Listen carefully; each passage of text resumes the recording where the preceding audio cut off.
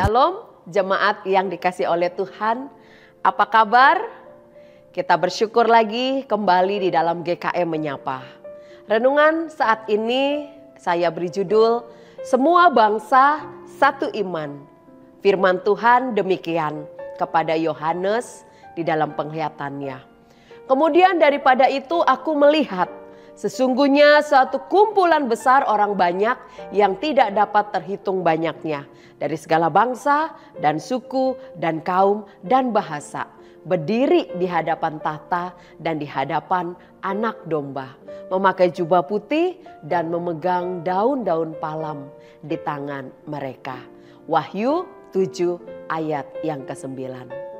Ketika Yohanes di Pulau Patmos menerima penglihatan ini, ia sedang dalam pengasingan. Namun Allah memberinya sesuatu yang jauh lebih besar dari keterbatasan dia. Penglihatan tentang masa depan surgawi ketika segala bangsa menyembah anak domba, yaitu Kristus. Dalam Wahyu 7 ayat 9 ini begitu digambarkan indah sekali Bapak Ibu.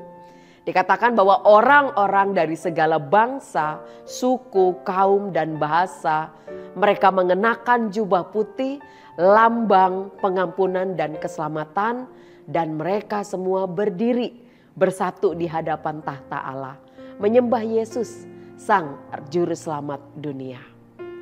Seringkali kita mengira bahwa misi adalah tentang aktivitas manusia. Pergi, beritakan Injil, mengajar, melayani, dan selanjutnya. Namun dari Wahyu 7 ayat 9 diingatkan lagi kepada kita bahwa misi itu dimulai dari hati Allah sendiri. Ini bukan tentang rencana kita, tapi tentang Allah yang sedang membawa umatnya dari segala penjuru dunia kepada dirinya. Tuhan bukan hanya ingin orang Indonesia mengenal Dia.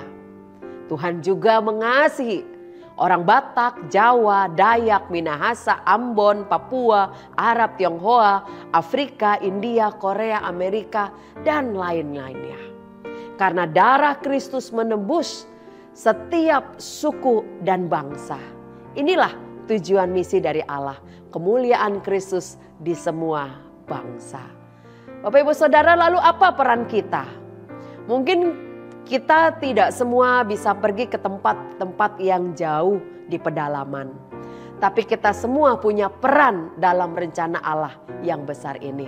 Peran apa? Yang pertama, kita bisa berdoa. Karena doa menjangkau tempat di mana kaki kita tidak bisa kita pijak. Ke tempat di mana orang-orang ada membutuhkan Injil. Tapi lewat doa bisa menjangkau mereka. Yang kedua, kita bisa mendukung dalam dana. Bagi mereka penginjil, misionaris, hamba Tuhan yang sedang melayani di pedalaman. Yang ketiga, kita bisa bersaksi Bapak Ibu Saudara. Karena misi tidak selalu harus lintas benua. Kadang hanya perlu membuka hati kita kepada orang-orang di sekitar kita. Tetangga kita kah, teman kantor, atau bahkan anggota keluarga kita sendiri. Karena itu, jangan tunda kabar baik itu. Hanya untuk pada hari Minggu aja.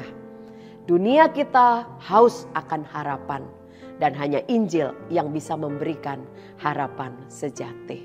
Dari renungan ini Bapak Ibu Saudara, mari kita renungkan kembali. Apakah saya masih memiliki beban hati bagi mereka yang belum mengenal Yesus? Apakah saya sadar bahwa hidup saya adalah bagian dari misi Allah di dunia ini? Sudahkah saya berdoa agar lebih banyak jiwa datang kepada Kristus? Kalimat akhir menutup renungan ini. Misi bukan tentang seberapa jauh kita bisa pergi. Tetapi seberapa taat kita menjawab panggilan Allah untuk memberitakan kasih-Nya. Jika kelak di surga akan ada orang dari setiap suku, bangsa, bahasa.